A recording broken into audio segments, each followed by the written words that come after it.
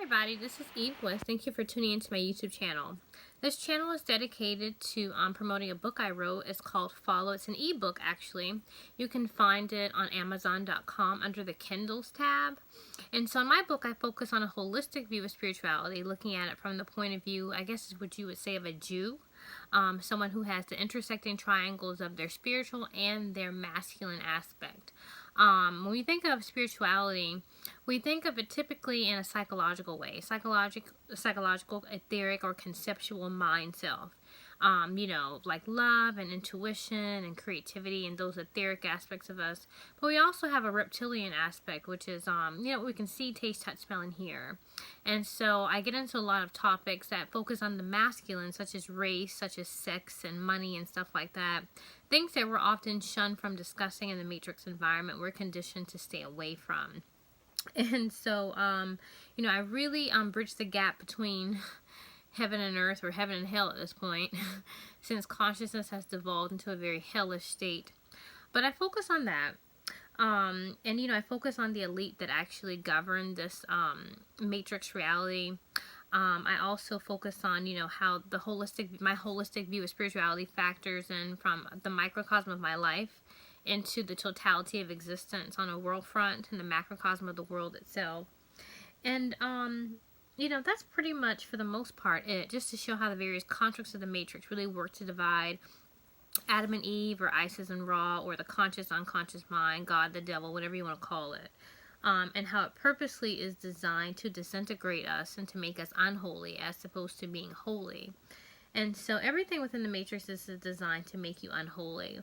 And so in these, past few videos, I'm talking about something, what we refer to as programming, or mind programming, or MK Ultra, or monarch programming.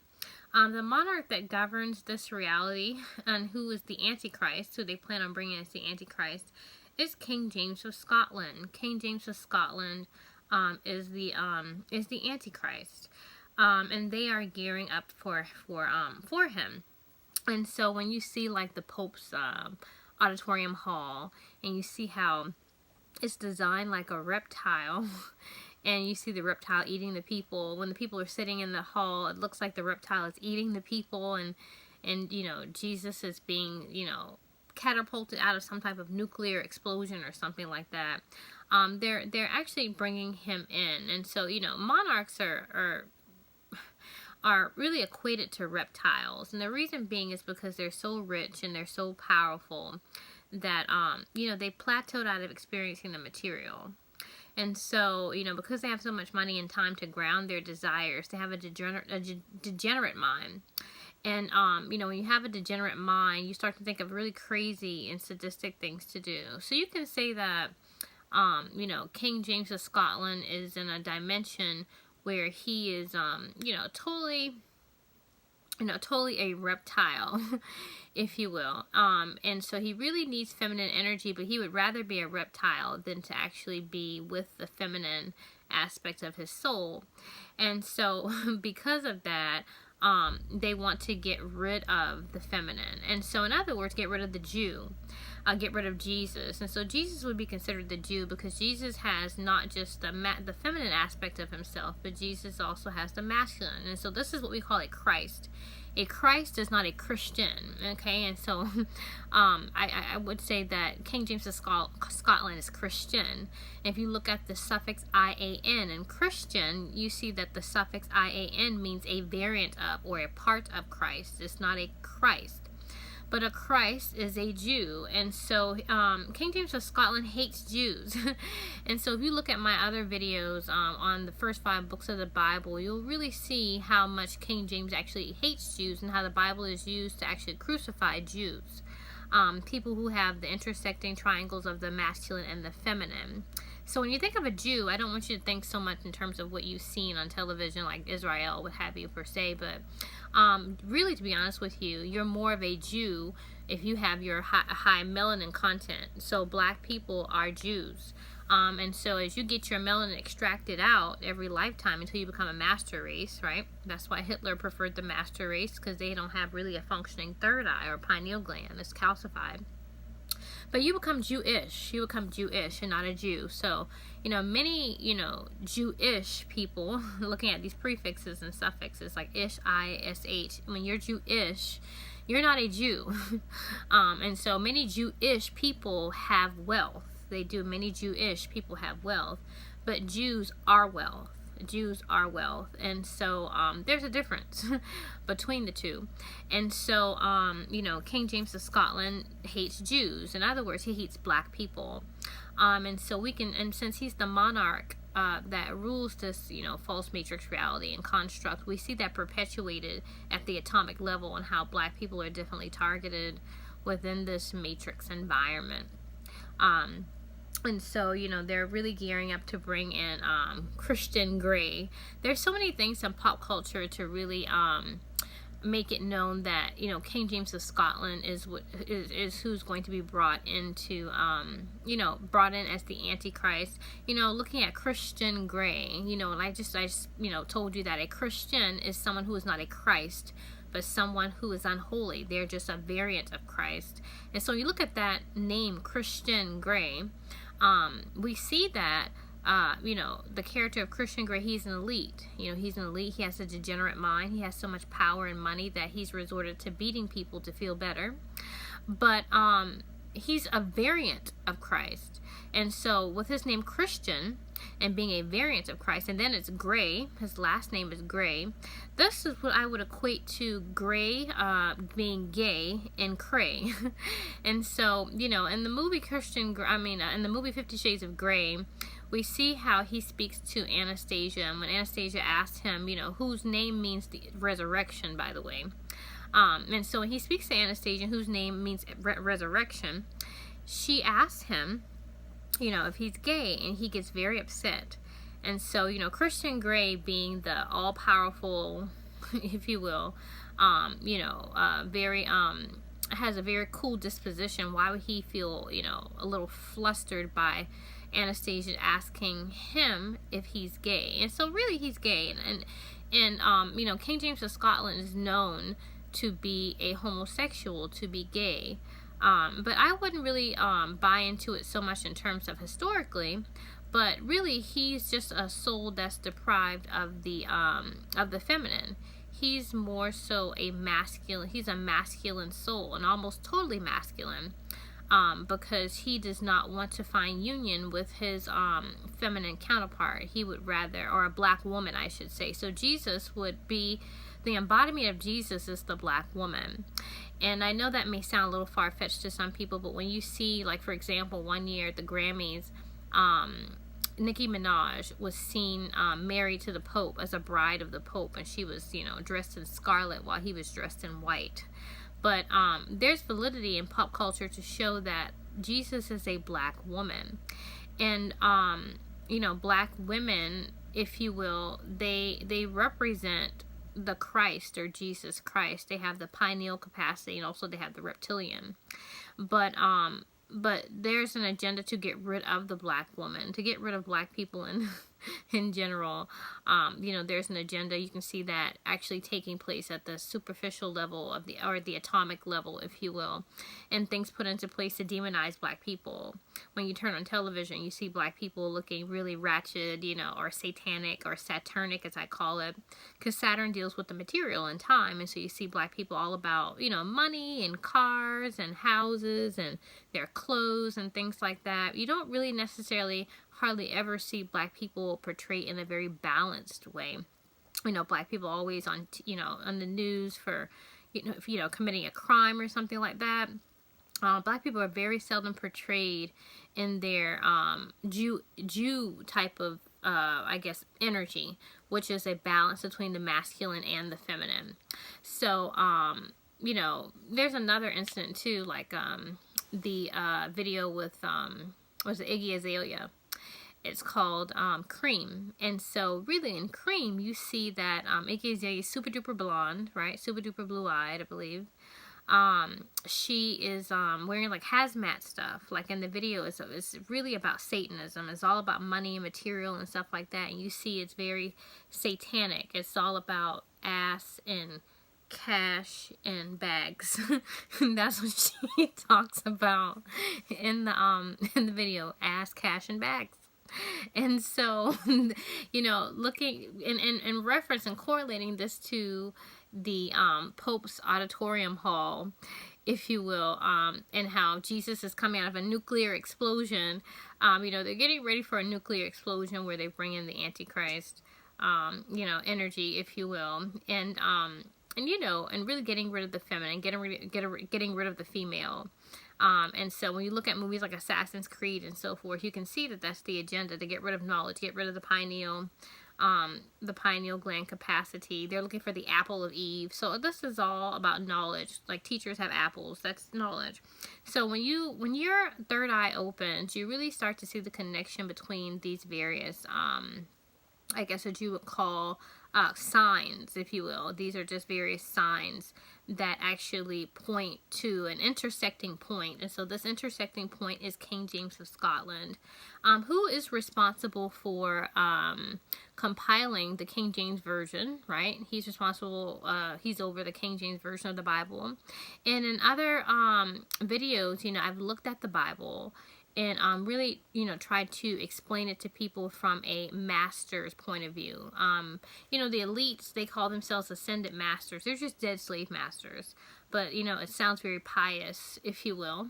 Because ascended, it sounds like they're, I don't know, they're wonderful. But they're just dead slave masters. But they design doctrines like the Bible. And they give it to, that's why slaves were given the Bible, back in the day. To disintegrate the mind, to embellish the psychological mind, to invoke fear. But, when you look at the Bible, you see the Freemasonry elements within it, and how, it really is designed to, just to make you fearful of God, respect God, to take away your free will. Because whenever you are invoking fear within someone, you're taking away their free will. And when you look at the God in the book of Deuteronomy, especially, you see the people don't have free will. Like if someone tells you, if you don't follow my commands, I'm going to cause other nations to come upon you, and then you're going to eat your children or something like that. You're going to eat the fruit of your womb. You think to yourself, oh, I don't want that to happen. I don't want to eat my kids. And so you do what that God says, and so it takes away your free will. You don't have, because you don't really have any balance, if you will. You have to go to this God for everything. You are compelled to do what they say, as opposed to really making a sound, conscious decision about something that you want to do. And so the God of the Old Testament especially is a God of fear. It's a God of fear. It is not a God of love. It is not a God of giving. And so to give is life, but to take is death. And so really, to be honest with you, in order to have a fulfilling life within the matrix environment itself, you have to have enough giving and taking to, to be able to really, find fulfillment and ascend and not have to come back here. You can have a choice if you want to descend into a body, if you will, but we are, because our masculine aspect of us is taken away, we don't have the capacity to ground our desires. We always feel compelled to come back into another play of existence to really get that dissipate that archon energy, because it's taken away from us and we're slaves here. So, this video is, a continuation of my last video. Talking about gang stalking, and I talked about in the matrix environment how when you're gaining more knowledge, especially about our religions and stuff like that, and seeing through the educational system and stuff like that, media and entertainment, how that shapes our idea of who we are. Like, for example, I really saw through media and entertainment and how that was conditioning me to hate my race and hate myself. And when I would look at certain shows, I would think, oh, it's just for entertainment purposes. But when when I looked at brainwave frequencies and how the mind contains not just the limited perspective of the ego, so whatever the ego catches in a beta brainwave frequency, but the mind also entails everything in the unconscious as well. You know what I mean? Anything that you saw but you didn't see. And so, you just think about it. When you watch television, a lot of times you see things flash on the screen, so you don't have time to read it, let alone decipher what it is talking about, especially like pharmaceutical commercials and stuff like that. And so, you think to yourself, well, why is it flash on the screen? I couldn't read it. The print was too fine for me to be able to decipher. But it's done on purpose because the people, well, King James of Scotland that owns this construct, if you will, this false matrix reality, he wants to put those things into your mind because he doesn't, in this capacity, because he doesn't want you to know what's in the mind. We are brought to judgment about what's in the unconscious, and so that benefits the astral body or the astral aspect of yourself when you go to sleep at night. But for you, the ego, it does not benefit you, but you as the ego get blamed for everything, not just your limited perspective of the ego, but also whatever is in your unconscious. And so when people are showing you black people in a very menacing type of way, satanic type of way, always in jail, always about the material and stuff like that, from an unconscious standpoint, your unconscious absorbs the idea that black people are bad. And so as an ego, you may not feel that way, but as an unconscious, it's the totality of all. And so your unconscious mind will start to whip you, and whip the ego, which is the more angelic self, but the unconscious is the more masculine self that eventually manifests into a beast. And so, I wanted to just point out those few little things with King James of Scotland, and to really point out that he is the Antichrist, and that he is responsible for, the doctrines, if you will, such as the Bible. He's responsible for everything, really, to be honest with you. He's responsible for this existence. And so he would rather blame the ego to take the fall for it. But really, to be honest with you, he is God. And or the God of this world, I should say. So he's but he's not about taking responsibility for at least some of it. The good things, sure, but the bad things, he's not responsible. He's not about taking responsibility for those things. But when you have an open pineal gland, you really start to determine the truth of the matter. And so people such as the elite who govern this existence, they don't want you to have truth, and so that's a problem.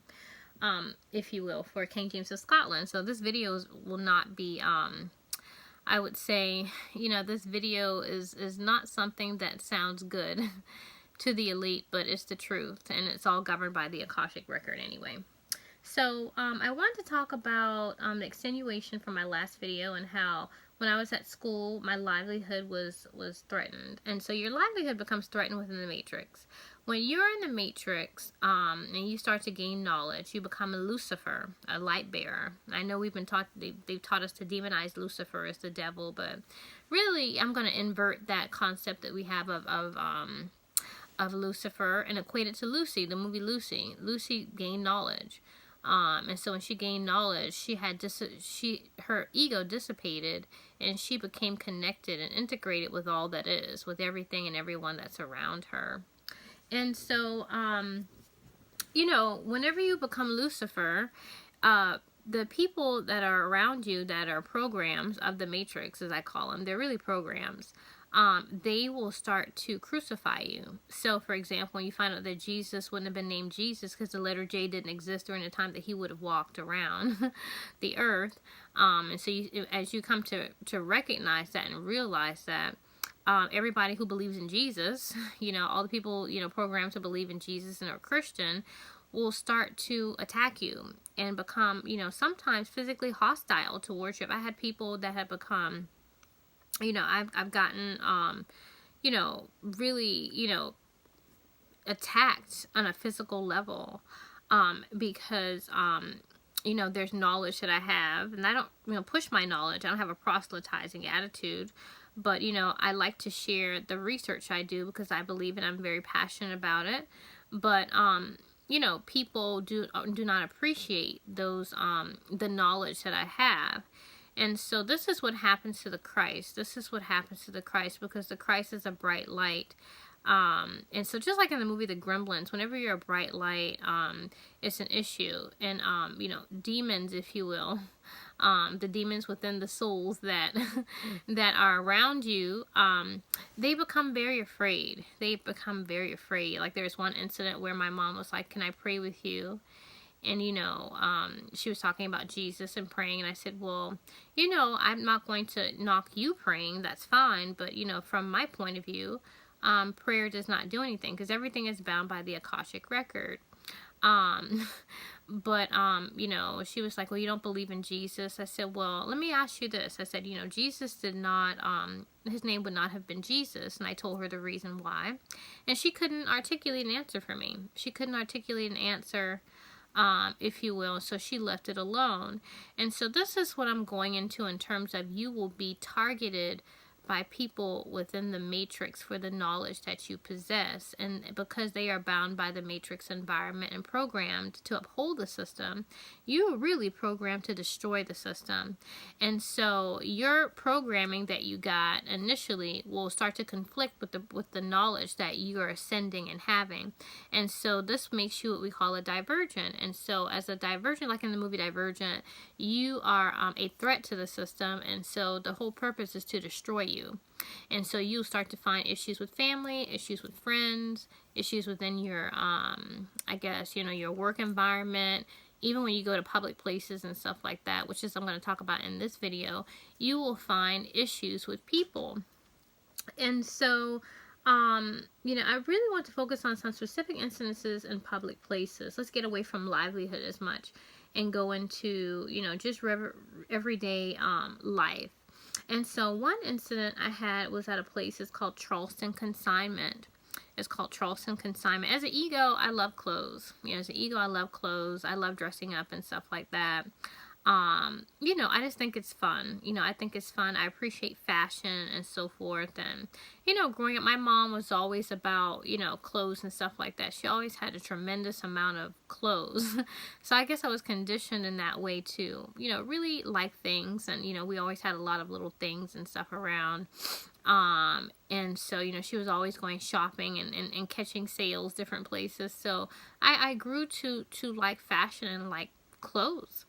And so, going to consignments and stuff like that, I realized consignment stores have some of the best clothes. They, because a lot of times, when people give their clothes away, they're giving something that they really love so they can get money. Really, it is like that oftentimes. People kind of use consignment places as like pawn shops. You're really giving something valuable away at a very, very small price, but you paid so much for them. And so when I started to go to consignment stores compared to, department stores and regular mainstream places, I really saw some of the most, finest, designs, if you will, that I really couldn't find anywhere else. And so, especially after I stopped working, because, it's very difficult to be a divergent and work within the matrix environment. I really, just started, going different places and stuff like that, and really taking time to smell the roses and to, just to do little things. And so I went to a consignment store. It's called Charleston Consignment. And so when I went into the store, I saw that the store, they, when I walked out the door of the store, they, followed me, if you will, out the door. And so when I left the store and they followed me out the door, they were like, oh, we need to check your bag. And so I said, oh, okay. I was like, why do you need to check my bag? Doesn't make any sense. And so they were like, they started saying, regular procedural type things. What's the procedure for us to check bags, what have you? And I said, well, I've shopped in, this store before, and shopping here, I've never, you've never checked my bag, so, and I believe I shopped there during a time before I started gaining knowledge, so this makes a whole lot of sense on a spiritual level. But anywho, they had never checked my bag before. I had been in that consignment store before. And so they were like, well, it's procedure. And, they were like, well, you have, your bag, you have stuff coming out of your bag. And so I had a jacket, if you will. I had a jacket in my bag because, sometimes when you go in places, it's cold. And so I don't like to be cold, especially, I've gotten a lot thinner, if you will, since I've reached a certain plateau of spirituality. I've gotten a lot slimmer, and so I'm colder. I'm colder places, so I really like to be prepared. Even going to the grocery store, if you're in the frozen section, it can be colder there. So, I had my it's like a little zip up, a little hoodie type thing in my in my bag. And so she was like, well, we need to check your bag. And I said, no, you're not checking my bag. And she, proceeded to be very antagonistic, if you will, towards me as I started questioning her. And one thing about your pineal gland, when your pineal gland opens, you, in a way, are able to, I guess what you would say, be so smart, psychologically smart, to the point where you are above the program of the matrix environment. You are above the program. You can see things before they happen. You can, and if things do happen, you're able to dismantle what is, it's hard to put into words. You're able to dismantle what people are trying to do to convict you. In a way, when you think about the matrix itself, like when Neo went to see the architect, right? So if you look at Matrix, I think it's Revolutions and or even not even a Matrix Revolutions, but the initial Matrix movie. And Neo, I think it's Cypher, Cypher. Cypher is explaining the Matrix to Neo. And he talks about the matrix in a binary way. Like, even when you see the matrix and the numbers, you see like 1, 2s, or what have you. So this is like duality. And so, when he goes to see the architect, he talks to the architect like the matrix is, the architect talks to him in terms of how the matrix is based upon mathematical precision. So what does that mean? When something is based upon mathematical precision, there's a fate to it, or there's an end. And this kind of goes to the Akashic record. It's already laid out. It's already designed. But whenever you are a loose bolt, if you will, within that, the mathematical precision, then you really start to see through the binary code, if you will, of the matrix. So things that are laws and things like that, you start to dismantle the law. You start to break the law apart in a way, and to really see through what upholds the law. And so, at this establishment, when they told me that they needed to check my bag, and I said, well, I'm not going to allow you to check my bag because I didn't steal anything. And, the thing is I made the case to her that, if you saw me, take something that's different, if you see me take something that you can prove, hey, I need to check your bag. Or if you don't let me check your bag, I'm going to call the authorities. And so they're going to do it, or what have you. Or I'm going to give them a description of you. Or we have cameras or whatever. That's another thing. They had cameras. So, there are cameras all over that store. And I looked and I took pictures and footage of this just to validate what I'm talking about. So not only did they not see me put anything in my bag, but they could retrieve video footage if I had placed anything in my bag. So clearly this was actually done to be harassing as a gang stalking tactic. It's not something to where they had evidence or probable cause that I actually had taken something out of their establishment. It would have been caught by the cameras where they would have seen something. Or they even would have called the cops. If I actually had taken something, they would have, or they thought so, really did think so, they would have called the cops. And so I was being harassed.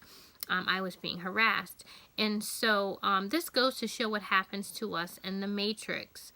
Not only is our livelihood attacked and we're forced from, our jobs and stuff like that, but we're also attacked where we go into establishments, like in Jim Crow, like I talked about how your third eye, your pineal gland, is connected to melanin. And so melanin, when you think about melanin, mainly we think about black people. And so during segregation and Jim Crow, black people couldn't go into certain establishments, couldn't use certain bathrooms and go into the pools and things like that because they were black. And so I really started to really see that this is just a new version of the old scene. This is the same as Jim Crow.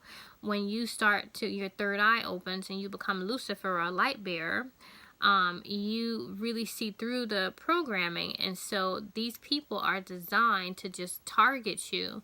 And so, you know, there was just no probable cause for the treatment that I had been receiving. I did not steal anything. There was no evidence to suggest. They had cameras. They were being antagonistic. And, you know, it was just a flat out travesty in terms of how I was treated. And so I've taken actual film footage of this. And so after this video, I want you to click on my video of the footage that I have in terms of being mistreated. And it's very appalling to watch. I don't like to watch it, you know, myself, but it should actually make you really appalled to see how there was just no reason for this, and how it's definitely a gang stalking tactic. And you know, and to really see how on a spiritual level how it definitely connects. I think that people, you know, in the Matrix, you know, because the Matrix is all about Ma'at. If you look at Egyptian mythology and look at Egyptian spirituality and so forth, it talks about Ma'at, and you know, it talks about you know, judgment, basically, you know, with the earth aspect. This is the mundane earth aspect of a human being, but things do go into the spiritual. It's the divinity that makes the divine. And so if you have an open third eye and watching this footage and watching the incident after this video, you will see how this is a spiritual attack. This has nothing to do with anything that happened at the atomic level. Again, like I said, there are videos as a video camera in this store. No one saw me take anything. At no time did the woman say that she saw me take anything. This was, I just want to harass you and check your bag. That's all that this is about. And the fact that, you know, that's not a procedure. She said, this is just procedure, things going in and out of here. In fact, what I did, to even more so validate that this was a spiritual attack, I went back to the store, and I, surveyed people walking out of the store, and, white people. And I asked them, I said, you know, was your bag checked? You know, was your bag checked when you came out of here? They're like, no, our bags weren't checked. Why? Why'd you ask us? Did they check your bag? You know? So the people walking out of there were just like, no, they didn't check our bag. Why would they check our bag? And so it really goes to show that there was something specific to me as opposed to anybody else. And so the only thing that they know about me, because I don't know the people at the consignment store, but the only thing they know is that I am black and I am a woman. That's it. I am black and I'm a woman. There's nothing else to suggest that they know me from Adams. And so this is what we call racial profiling. And people don't like to, you know, go into racial profiling, or, you know, they always say you're playing the race card. But when you don't know me from Adams, right? Hence Adam. You know, when you don't know me from Adams, but the fact that I'm black and I'm a woman and I'm being, you know, purposely mistreated, then it goes to show that the things that you know about me, which is the fact that I am black and I am a woman, indicates that you are racist, because there's nothing else that really could, you know, validates your behavior and your treatment towards me. So I highly suggest that you click on the videos that I have of this. I have about 2 or 3. I have, the first video was the incident where they asked to check my bag. The video after that, I have the I took a picture of their what is it, system, their security system, where it shows the different camera of the different positions all over the store. And I took a survey of people coming out of the Charleston consignment store. So I apologize for the footage. It's really kind of shaky and so forth. You know, when I take you know, when I do my recording, sometimes, you know, I'm just really trying to get the audio out of it as opposed to anything else, and it's very covert because you know, people, you know, when you are targeted in the Matrix, it really definitely in a way does make you paranoid, because you're not quite sure on a regular basis what's going to happen to you. And they really, the programming is designed to make you look paranoid, actually, because this is all about painting the picture that you're crazy, putting you in some type of mental facility and so forth. And so the Christ, whenever you're ascending to your Christ self, there's always an agenda to put you in jail or to put you in some type of institution like an insane asylum or something like that. So guys, I highly suggest that you look at my next video, and I will see you in the subsequent videos after that with another incident involving me shopping at a couple of grocery stores.